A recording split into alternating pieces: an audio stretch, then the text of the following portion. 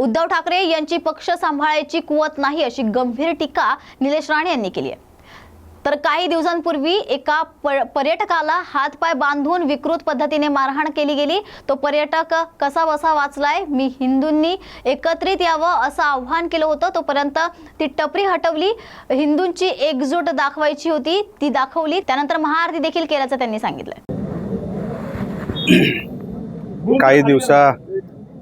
काही दिवसापूर्वी जी घटना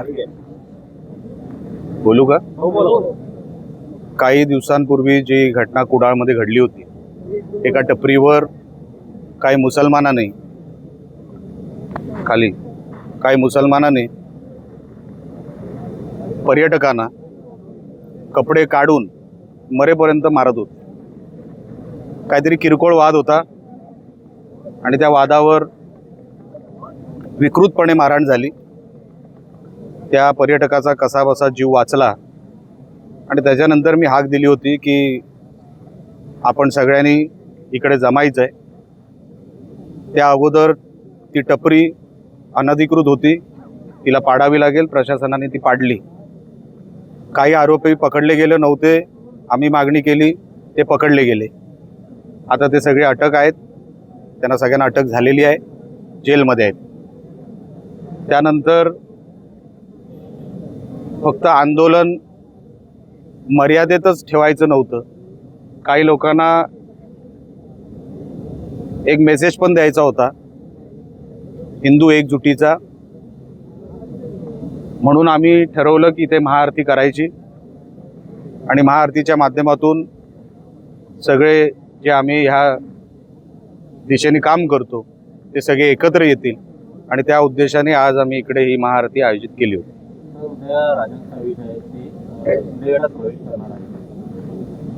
असतील, मला नाही माहित, तुम्हाला सांगितलं का त्यांनी? असतील, चांगलं आहे, स्वागत आहे त्यांचं। चांगले संघटक आहेत, माजी आमदार आहेत, पण मला खरं तर काय माहीत नाही आहे त्यांचं नेमकं एंट्री काय आणि हे काय। तुम्ही म्हणताय, तुमच्यावर विश्वास आहे माझा असं गृहीत धरून त्यांचं स्वागत करतो। मी जसं म्हटलं की मी तुमच्या बोलण्यावर विश्वास ठेवतो आणि ते प्रवेश करतील असा तुमच्या बोलण्यावरून विश्वास वाटतोय, तर ते आले तर स्वागतच आहे।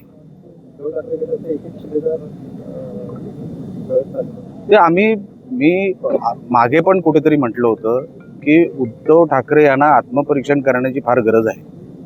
त्यांना लक्षातच येत नाही की आजूबाजूला चाललंय काय। त्यांना जो किल्ला ढासाळताना वाटतोय ना, तो त्यांचा किल्ला कधीच नव्हता। तो वेगवेगळ्या उद्देशाने बांधला गेला होता। आपापल्या विटा आता सगळे घेऊन चालले, त्यांच्या विटा त्याच्यामध्ये काही नाही। ज्या विटा काय राहिल्या असतील ते स्वर्गीय बाळासाहेब ठाकरेंमुळे, जे काही इमोशनल होतात काही गोष्टी, फक्त त्यामुळे। नाहीतर उद्धव ठाकरेंची स्वतःची कुवत नाही पक्ष सांभाळण्याची, त्यांची क्षमता नाही। आणि म्हणून फक्त याच्यावर थांबणार नाही। येणाऱ्या दिवसामध्ये आपल्याला दिसेल की कोकणातच नाही तर महाराष्ट्रामध्ये उद्धव ठाकरेंची जी काही उभाटा शिवसेना आहे ती कुठे दिसणार देखील नाही। आणि स्वतः उद्धव ठाकरे, त्यांना सुट्टीवर जायची फार त्यांना हौस आहे, ते कायमची सुट्टीवर जाणार। त्यांना माफी तर मागावीच लागेल ना, त्यांनी काय मोठा पराक्रम केलेला नाही। जे महाराष्ट्रभर चाललंय, आमच्या गणेश विसर्जनच्या रॅलीवर दगडफेक होते, आमच्या रामनवमीच्या कार्यक्रमावर दगडफेक होते, आमच्या हनुमान जयंतीच्या कार्यक्रमावर दगडफेक होते। सुरुवात जर तुम्ही केली तर आम्ही शेवट करू शकतो, हे दाखवण्यासाठी आजचा कार्यक्रम होता। शिस्तीत राहायचं। त्या मुसलमानांना ह्या निमित्ताने एवढंच सांगतो की तुम्ही शिस्तीत राहा, नाहीतर ही सुरुवात आहे, लक्षात ठेवा। एक टपरी पडली, 5 टपोरी आतमध्ये गेले जेलमध्ये, म्हणजे आमची लढाई संपली नाही। आम्ही जागरूक आहोत, आता हिंदू जागा झालेला आहे, म्हणून आता या मुसलमानांनी शिस्तीत राहायला शिकायचं।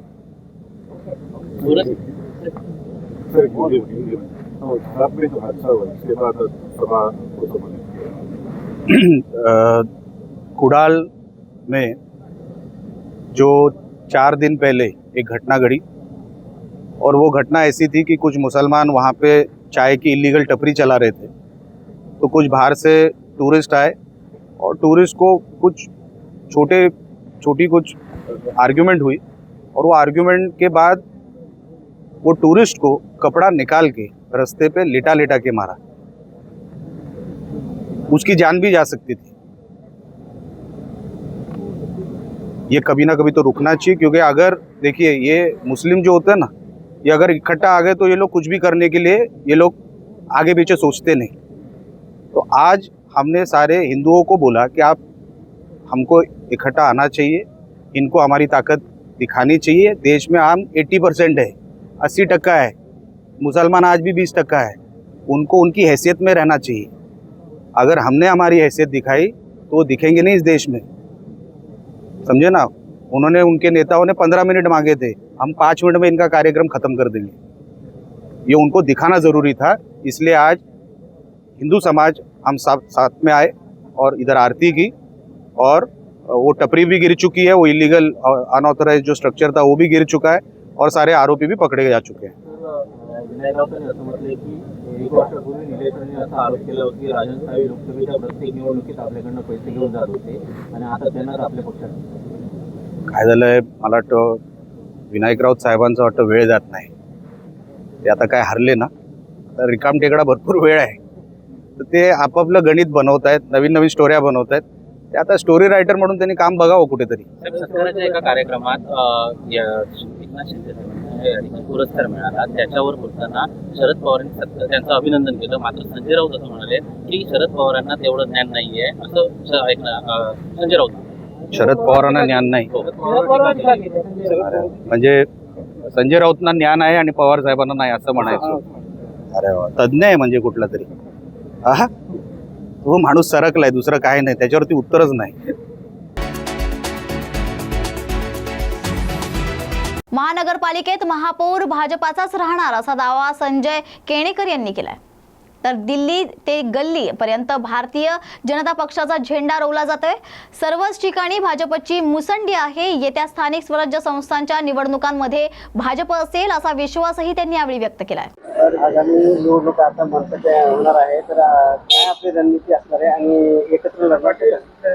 सगळीकडे वातावरण पाहता दिल्ली ते गल्ली भारतीय जनता पार्टीचा झेंडा रोवला जातोय आणि त्यामुळे 100% भाजपाची आमची मुसंडी आहे आणि त्यामुळे येणाऱ्या महानगरपालिकेत 100% भाजप असावी ही भूमिका घेऊनच भारतीय जनता पार्टीचा सर्व पदाधिकारी कार्यकर्ते काम करत आहेत। परंतु महायुतीमध्ये असं म्हणतात की बा एकत्र लढणार आहे। हे बघा, स्थानिक स्वराज्याच्या निवडणुका वेगवेगळ्या जरी लढल्या तरी आम्ही पुढे एकत्र येऊ, पण निश्चितपणे वेगवेगळे लढल्याने कार्यकर्त्याला न्याय मिळेल या भूमिकेतून आम्ही स्वतंत्र लढण्याची मागणी भारतीय जनता पार्टीच्या सर्व पदाधिकारी नेत्यांकडे, वरिष्ठ नेत्यांकडे केलेली आहे। काय वाटतं यावेळेस भाजपचा महापौर होईल?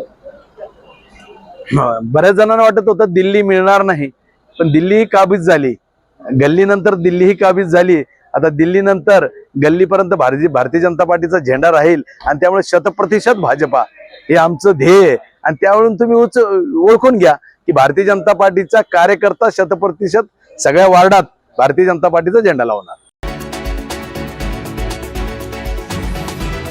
पत्रकारांवर हल्ले करणाऱ्यांना कडक शासन करा अशी मागणी जिल्ह्यातील पत्रकारांनी प्रशासनाकडे केली आहे। तर विटा येथील पत्रकार प्रसाद पिसाळ यांच्यावर झालेल्या खुनी हल्ल्याबाबत आरोपीवर गंभीर कारवाई व्हावी, सोबतच विटा परिसरातील गुन्हेगारी मोडीत काढण्याच्या मागणीसाठी सांगली जिल्ह्यातील सर्व पत्रकारांनी बुधवारी सांगलीचे जिल्हाधिकारी अशोक काकडे आणि अतिरिक्त पोलीस अधीक्षक रितू खोकर यांना निवेदन दिले। यावेळी खुनी हल्ला प्रकरणी आरोपींवर पत्रकारांच्या हत्येचा प्रयत्न आणि संगनमताने कट, त्याचबरोबर कार्यालयातील महिला सहकाऱ्यांशी गैरवर्तन असे गंभीर गुन्हे लागू करण्यात आलेत। राज्यात बीड परळी जसं प्रसिद्ध झालंय तसं सांगली जिल्हा सुद्धा आता विटाच्या माध्यमातून प्रसिद्ध होत आहे। विट्यामध्ये सर्रास अवैध धंदे सुरू आहेत आणि या संदर्भात प्रसाद पिसाळ या निर्भीड पत्रकाराने बातमी लावल्यानंतर त्याच्या ऑफिसमध्ये घुसून काल रात्री हल्लेखोरांनी जीवघेणा हल्ला केलेला आहे। त्या संदर्भात आम्ही आज सांगली जिल्ह्यातील सर्व पत्रकार बांधव, जिल्हाधिकारी आणि जिल्हा पोलीस प्रमुख यांच्याकडे निवेदनाद्वारे आता मागणी केलेली आहे की या हल्लेखोरांच्यावर कठोरातली कठोर कारवाई करून त्यांना जबर अशी शिक्षा करावी, जेणेकरून पुन्हा पत्रकारांच्यावर हल्ले होणार नाहीत। तसेच जे कोण संबंधित दोषी पोलीस अधिकारी आहेत की जे तेथील स्थानिक जे कोण अवैध धंदे करतात त्यांना पाठीशी घालतात, त्यांच्यावरही कठोर कारवाई करावी अशी मागणी आम्ही आता जिल्हा पोलीस प्रमुख आणि जिल्हाधिकारी यांना केलेली आहे।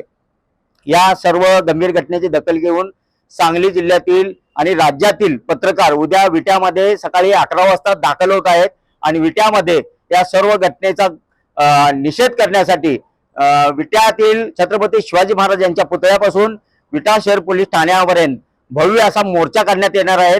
विटा शहरातील आणि सांगली जिल्ह्यातील सर्व नागरिकांना मी याद्वारे विनंती करतो की आपणही पत्रकारांच्यावर जे हल्ले होत आहेत यांना विरोध करण्यासाठी आपण या मोर्चात उद्या सकाळी 11 वाजता सहभागी व्हावं। धन्यवाद।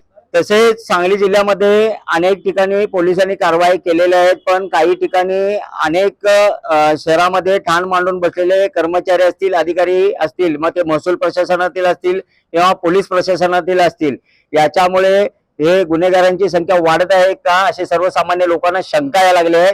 त्याचबरोबर लोकांचे ज्या काही केसेस असतात त्या सुद्धा काही ठिकाणी दखल घेतली जाते, अधिकाऱ्यांच्याकडून दखल घेतली जात नाहीये।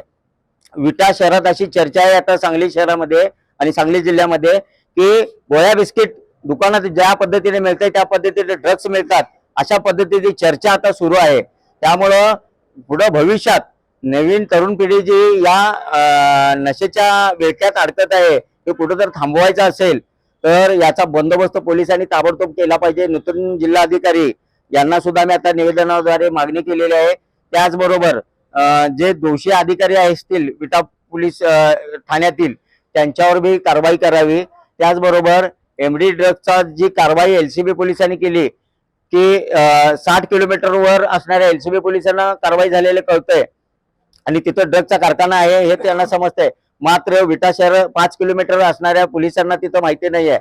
मग याबाबत जिल्ह्यात उलटसुलट चर्चा सुरू आहेत, त्या संदर्भातही जिल्हा पोलीस प्रमुखांनी चौकशी करून कठोर अशी पावलं उचलावीत अशी मी आपणा द्वारे विनंती करत आहे।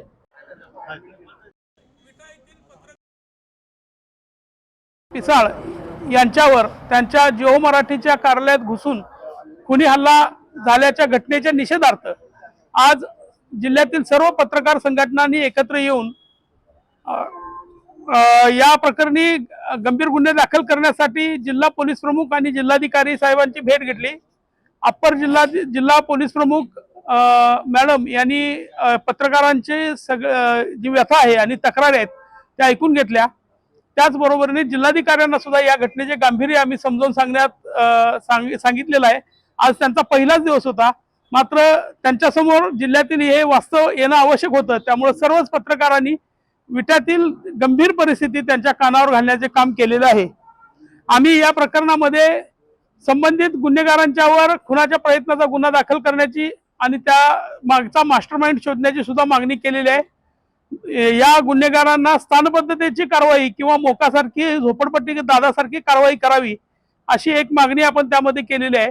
याशिवाय विटा शहरातील आणि विटा खानापूर तालुक्यातील ज्या गुन्हेगारी कारवाया सुरू आहेत, एखाद्या अंडरवर्ल्ड प्रमाणे हे सगळा कारभार सुरू आहे आणि तिथल्या लोकांना, तिथल्या व्यापाऱ्यांना, तिथल्या सर्व क्षेत्रातील माणसांना दबावाखाली घेणं, सावकारी, अपहरण, खुनाचा प्रयत्न, खून अशा ज्या घटना घडत आहेत या सगळ्या मागे ज्या गुन्हेगारी कारवाई आहेत हे सगळ्या थांबवण्यासाठी आणि एमडी ड्रग्स सारखं प्रकरण झालंय तर विट्यासाठी स्वतंत्र एक टास्क फोर्स निर्माण करण्यात यावा अशी आपण मागणी केलेली आहे। जिल्हा पोलीस प्रमुखांनी ती मागणी मान्य करावी आणि कारवाई करावी अशी आपली मागणी आहे।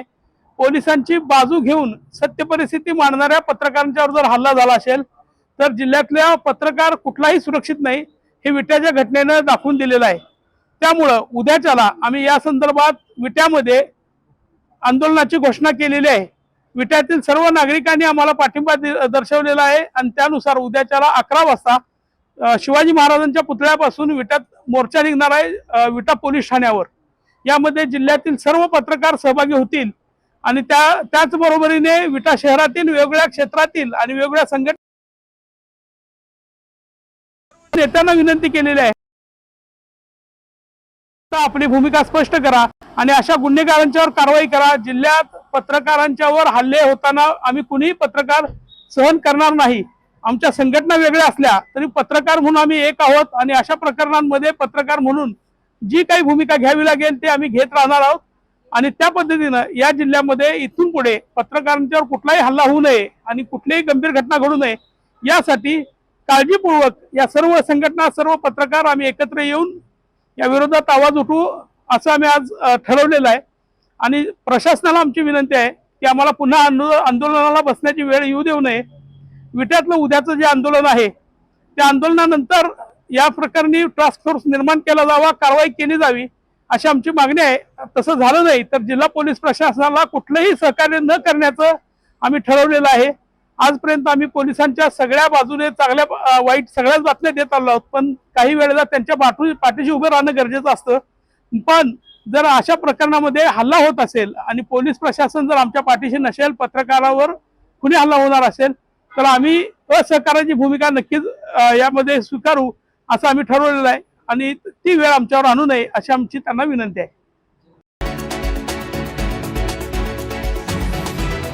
नेत्यांनी घेतलेला निर्णय योग्यच आहे असं वक्तव्य राहुल पंडित यांनी केलंय. तर येणाऱ्या प्रत्येकाचं जोरदार स्वागत झालं पाहिजे ही एकनाथ शिंदे यांची भूमिका आहे. नेत्यांनी घेतलेला निर्णय योग्यच आहे. माजी आमदारांच्या पक्ष प्रवेशाला विरोध करणाऱ्यांच्या शंकांचं निरसन केलं जाईल. जे शिवसेनेत प्रवेश करतायत त्यांना प्रवेश दिलाच पाहिजे असंही त्यांनी यावेळी म्हटलंय. आमच्या शिवसेनेचे नेते एकनाथजी शिंदे साहेब यांनी पूर्णपणे अशी भूमिका घेतलेली आहे की येणारा प्रत्येक जण जो आहे त्या प्रत्येक जणाचं इथे जोरदार स्वागत झालं पाहिजे. अशा परिस्थितीत रत्नागिरी जिल्ह्यातनं अनेक माजी आमदार जे आहेत तर ते प्रवेश करतात. त्यामध्ये प्रामुख्याने राजन साळवी साहेब असतील, गणपत कदम असतील, सुभाष बने साहेब असतील आणि त्याच्यात तुम्ही जे म्हणताय त्याप्रमाणे जर कोणी विरोध करत असेल किंवा असं असेल तर माझ्या मते हा जो निर्णय एकनाथ शिंदे साहेबांनी जो घेतलेला आहे किंवा आपले पालकमंत्री उदयजी सामंत साहेब असतील, भैयाशेठ सामंत साहेब असतील, तर अशा परिस्थितीत ह्या नेत्यांनी जो निर्णय घेतलाय हा योग्यच म्हणावा लागेल. जे कोण शिवसेनेत प्रवेश करतायत त्यांना प्रवेश दिलाच पाहिजे. आपली संघटना जी आहे तर ती बळकट करणं अतिशय आवश्यक आहे. येणाऱ्या निवडणुका ज्या आहेत मला माहिती नाही काय नेमकी पुढे होणार आहे, पण युती असेलच असं काहीही सांगता येत नाहीये. अशा परिस्थितीत आपली शिवसेना जी आहे तर ती बळकट करून शिंदे साहेब असतील किंवा आपले सगळे नेते मंडळी जी असतील त्यांना पुढच्या वाटचालीसाठी आपण त्यांना बळ दिलं पाहिजे. त्यामुळे येणाऱ्याचं स्वागत हे आपण केलंच पाहिजे आणि त्याच्यामुळे शिवसेनेचं ऑफकोर्स नुकसान होणार नाहीये तर तो शिवसेनेचा फायदाच होणार आहे.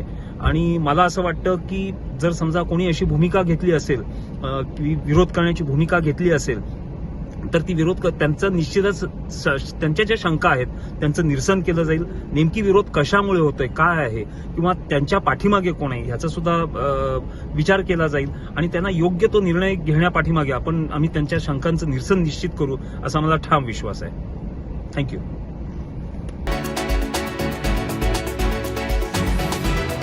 इगतपुरी तालुक्यातील टाकेद अल्पवयीन विद्यार्थिनी अत्याचार प्रकरण सर्वतीर्थ टाकेद येथील अल्पवयीन विद्यार्थिनीवर झालेल्या अत्याचारानंतर आज टाकेद गावात शाळेची संस्था, पालक आणि गावकऱ्यांची गोटी पोलिसांनी मीटिंग बोलावली होती. तर मीटिंगमध्ये पालक आणि गावकऱ्यांनी संस्थाचालकांना धारेवर धरले. आरोपींना बडतर्फ करून पीडित मुलीला न्याय देण्याची मागणी देखील यावेळी करण्यात आली आहे. शिक्षकांच्या बद्दल ज्या ज्या भावना ज्या ज्या अपेक्षा पालकांनी व्यक्त केल्यात इथे राहण्यापासून ते शिकवण्यापर्यंत या सगळ्यांचा मोहपो आपला आता सगळ्या मीटिंगमध्ये झालेला आहे. या सगळ्याची काळजी घेऊन एक आचारसंहिता, आदर्श आचारसंहिता निर्माण करून आम्ही आमच्या मुख्याध्यापकांना ती तात्काळ पाठवण्याची व्यवस्था करतो. त्याचं काय आचारसंहिता लावली याचं सुद्धा फलक किंवा एक कॉपी ऑफिसमध्ये लावण्यात येईल जेणेकरून ती पालकांना सुद्धा पाहता येईल.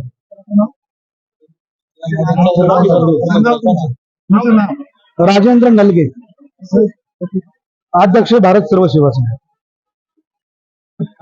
परवा दिवशी अतिशय घृणास्पद निंदनीय गोष्ट टाकेद आपल्या विद्यालयात घडली त्याचा मी आपल्या सर्वांच्या वतीनं संस्थेच्या वतीनं जाहीर तीव्र असा निषेध करतो. आणि ही जी दुर्दैवी घटना घेतलेली आहे संबंधित शिक्षकांवरती निलंबनानंतर आम्ही आता बडतर्फीची कारवाई सुद्धा आज केलेली आहे. त्या दोन्ही शिक्षकांना बडतर्फीचे आदेश आज शिक्षणाधिकाऱ्यांना दिलेले आहेत आणि आज आम्ही विद्यालयाच्या मुख्याध्यापकांना ते सुपूर्द केलेले आहेत.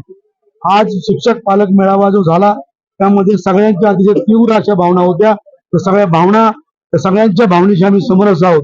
ज्या ज्या सूचना या मेळावा झाले सगळ्या सूचनांचं तंतोतंत पालन संस्थेच्या वतीने केलं जाईल.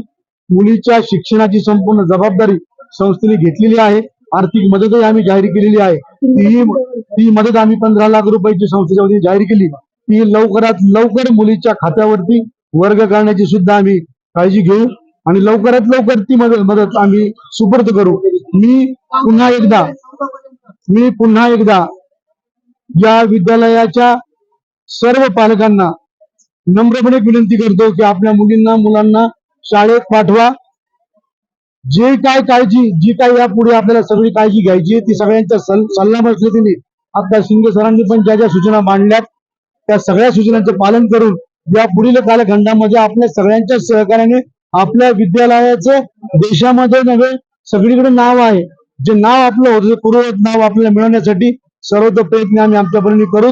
मी पुन्हा एकदा सगळ्या पालकांची दिलगिरी व्यक्त करतो, सगळ्यांची माफी मागतो. जे कोणी शिक्षक यामध्ये दोषी आढळतील ज्यांच्या सगळ्यांवरती कारवाई केली जाईल. कोणालाही पाठीची संस्था घालणार नाही हे या निमित्ताने मी सांगतो आणि पुन्हा एकदा पालकांना आवाहन करतो. झालेल्या घटनेचा जी काय तीव्र पडसाद आपल्या सगळ्यांच्या तीच भावना आमच्या सगळ्यांची आहे. आम्ही सर्वजण त्या मुलीसोबत आहोत, आपल्या सगळ्यांसोबत आहोत. सगळ्या पालकांची संरक्षणाची जबाबदारी आपल्या सगळ्यांच्या सहकार्याने या पुढील काळात घेण्यासाठी आम्ही सर्वतोपरी प्रयत्न करू हे ज्या निमित्ताने सांगतो. माझं नाव श्री मंगलगडावर उपमुख्यमंत्री एकनाथ शिंदे यांच्याकडून आरती करण्यात आली. तर उपमुख्यमंत्री एकनाथ शिंदे यांच्याकडून श्री मंगलगडावर आरती करण्यात आली असून उपमुख्यमंत्री एकनाथ शिंदे यांच्यासोबत कल्याण ग्रामीणचे आमदार राजेश मोरे आणि शिवसेना शिंदे गटाचे काही नेते आणि कार्यकारी. तर उपमुख्यमंत्री एकनाथ शिंदे यांच्यासोबत कल्याण ग्रामीणचे आमदार राजेश मोरे आणि शिवसेना शिंदे गटाचे काही नेते आणि कार्यकर्ते ही मोठ्या संख्येने उपस्थित होते. महादेव मुंडे यांच्या पत्नी उपोषणाला बसल्यात. मी 100% त्या माऊली बरोबर आहे असं वक्तव्य सुरेश धस यांनी केलंय. तर 82 दिवसांच्या नंतर एसपींनी गुन्हा दाखल केला आहे. राष्ट्रवादी काँग्रेस पक्षाचे उमेदवार राजासाहेब देशमुख त्यांचा बॉडीगार्ड ॲडव्होकेट माधव जाधव यांच्या बाबतीत कशा प्रकारे वर्तन केलं जातंय. अगदी पोलिसांना देखील चुटकी वाजवून इशारा केला जातोय. हे कोणाच्या जीवावर केलं जातंय. त्यांना मारहाण देखील केली आहे. याचा फटका महायुतीला बीड जिल्ह्यातील इतर 5ही मतदारसंघात बसलाय. आमची 5 ते 10 हजार मतं कमी झाली. हा प्रकार त्याच दिवशी व्हायरल झाला होता असंही त्यांनी यावेळी म्हटलंय.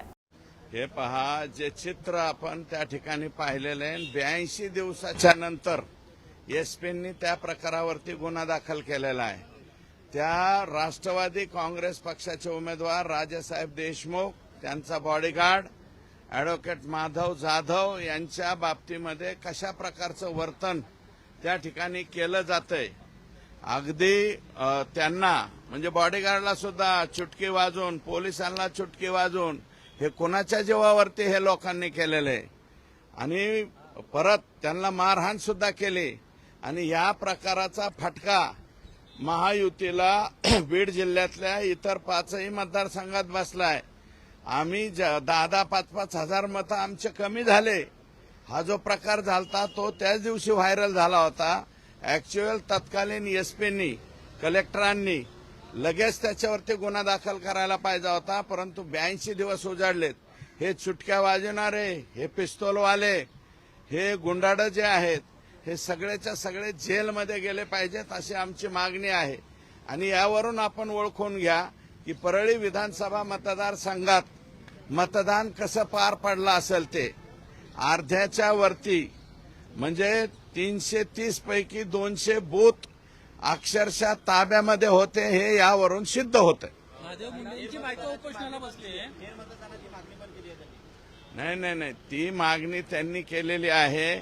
ज्यांनी निवडणूक लढवली त्या उमेदवारांनी करावी, त्यांनी करावी. आणि दुसरं, महादेव मुंडेंच्या पत्नी जर उपोषणाला बसले असतील तर एसपी साहेबांना माझी विनंती राहणार आहे की ही बाब आमच्यासाठी लज्जास्पद आहे. त्या माऊलीला उपोषणाला बसायची पाळी यायला नाही पाहिजे. 16वा महिना लागलाय आता तिचा, त्या माऊलीचा पती जाऊन. महादेव मुंडेचे मारेकरी सापडलेच पाहिजेत. आणि ज्या दिवशी तपास DYSP कडे दिलाय त्या दिवसापासून 12 ते 15 लोक परळीमधले गायब आहेत. जे गायब आहेत ते SPनी आणि LCB आणि तिथले DYSP यांनी उचलून आणावेत आणि जेलमध्ये घालावे. 100% आकाचा संबंध आहे. ज्यांनी महादेव मुंडेंना मारलंय त्यांचे ज्यांनी मारलेले ज्या गुंडांनी ते गुंड आकाच्या मुलाच्या बॉडीगार्ड म्हणून फिरवत होते आतापर्यंत. मग आता ते बॉडीगार्ड कुठे गेले अचानक? आकाच्या मुलाच्या अवतीभोवती ते नाही आहेत आणि तेच आरोपी आहेत. ते आरोपी पकडले पाहिजेत. मी 100% महादेव मुंडेंच्या सौभाग्यवती ज्या त्या ठिकाणी बिचारी माय माऊली उपोषणाला बसले, मी 100% त्या माऊली बरोबर आहे. मुख्यमंत्र्यांची भेट घेतली तुम्ही अण्णा, मुख्यमंत्र्यांची भेट घेतली. हे जे 15-16 नावं तुम्ही सांगताय ते नावांची तुम्ही त्यांना लिस्ट दिली का आणि काय चर्चा झाली एकंदरीत? हे बघा, या नावांची SPला मी यादी दिलेली आहे, डिटेल पत्र दिलेलं आहे. महादेव मुंडेंच्या बाबतीमध्ये काय काय झालेले आहेत, कोणाकोणाचे मोबाईल डिटेक्ट केले पाहिजेत, कोणाकोणाचे जे आहे CDR चेक केले पाहिजेत, याचं डिटेल पत्र मी SP आमचे जे जिल्ह्याचे नवनीतजी आहेत त्यांना दिलेलं आहे. त्यांनी लवकरात लवकर आरोपी पकडावे अशा प्रकारची जिल्हाधिकाऱ्यांची भेट घेतली दादा. अविनाश पाठक यांनी भेट घेतली. त्यांनी जे नियोजन साहेब यायला लागले, नियोजन विभागाने जे 2 वर्षाच्या प्रशासकीय मान्यता मागितल्या त्यासाठी कलेक्टर भेटले होते. मी उद्या परत अजितदादांना भेटणार आहे. 2 वर्षाच्या नाही, 5 वर्षाच्या प्रशासकीय मान्यता तपासल्या पाहिजेत. कारण सर्वाधिक जास्त गोंधळ 2019 ते मी तर 73 कोटीचं बोगस बिल काढले, पण त्याची यादी घेऊनच आलोय अजितदादांना दाखवायला. परंतु सीएम साहेब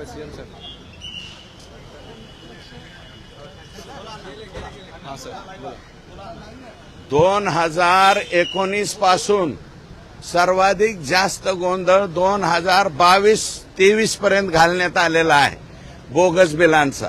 नियोजन विभागाने जी चौकशी लावली ती फक्त 2023-24 आणि 24-25 आत्ताची लावली. मी उद्या अजितदादांना विनंती करणार आहे की ही चौकशी 2019 पासून लावावी.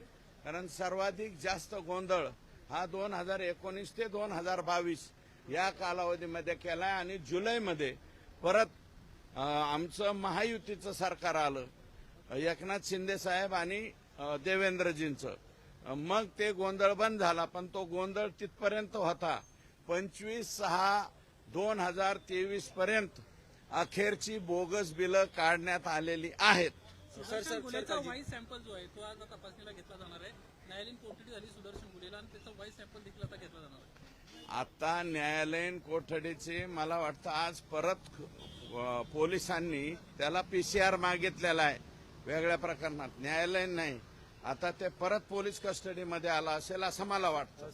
आणि त्याचे व्हाईस सॅम्पल घ्या, काय घ्यायचं ते घ्या आणि त्याच्यावरती लवकरात लवकर हे तुम्हाला सांगतो यांच्यावरती ऍक्शन झाली पाहिजे, चार्जशीट दाखल झालं पाहिजे. हे लोक फाशीला. छत्रपती संभाजीनगर रेल्वे स्टेशन इथे गस्तीवर असलेल्या रेल्वे पोलिसांनी महिलेचा प्राण वाचवलाय. तर काल 12 फेब्रुवारी रोजी सकाळच्या सुमारास रेल्वे स्टेशन छत्रपती संभाजीनगर इथे लोहमार्ग पोलिसांची नियमित गस्त चालू होती. गाडी क्रमांक 12072 जनशताब्दी एक्सप्रेस मुंबईकडे जात असताना आपल्या हज यात्रेसाठी जाणाऱ्या गुलाला बानोबी शेख रशीद या सोडण्यासाठी आल्या होत्या. अचानक गाडी चालू झाल्यानंतर त्या गाडीमध्ये राहिल्या आणि गडबडीत उतरण्याचा प्रयत्न करत असताना त्यांचा तोल जाऊन त्या खाली पडल्या. त्याच वेळी गस्तीवर असलेले पोलीस अंमलदार ज्ञानेश्वर क्षीरसागर आणि अश्रुबा गेजगे यांचे लक्ष गेल्यानं त्यांनी लागलीच धाव घेतली आणि महिलेला ट्रेन खाली जात असताना तात्काळ बाहेर खेचल्यामुळे महिलेला दुखापत झाली नाही. त्यानंतर महिलेला सुरक्षित त्यांच्या नातेवाईकांच्या ताब्यात देण्यात आले. त्याकरता त्यांच्या कामगिरीचे सर्व स्तरावरून कौतुक करण्यात येते। त्यांच्या पोलीस ठाण्याचे प्रभारी अधिकारी पौनी शरद जोडदंड आणि त्यांचे पोलीस ठाण्यातील प्रभारी अधिकारी पोलीस निरीक्षक शरद जोगदंड आणि सहकारी पोलीस निरीक्षक गणेश दळवी यांनी पोलीस ठाण्यात अभिनंदन केलं।